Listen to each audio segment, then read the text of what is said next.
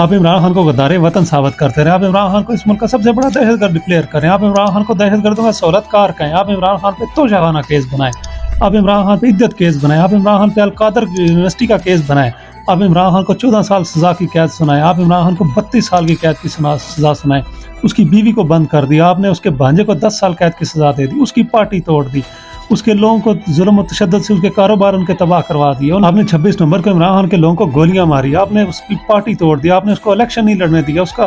جو نشان تھا انتخابی وہ چھین لیا، اس کی 180 سیٹیں تھیں وہ آپ نے اس سے چھین لی، اس کے بعد اس کی جو اقلیتی سیٹیں بنتی تھی وہ بھی آپ نے سپریم کورٹ کے ذریعے چھین لیا، آپ نے سب کچھ کر کے دیکھ لیا، آپ کے ان سب کاموں کے باوجود وہ شخص نہیں ٹوٹ رہا، اس کی مقبولیت نہیں ختم ہو رہی، اس ملک کے لوگ آپ کی بات ماننے کے لیے تیار نہیں ہیں، پھر تو آپ کو اپنے گریبان میں جھانکنے کی ضرورت ہے، کہیں مسائل کی جڑ آپ خود تو نہیں ہیں۔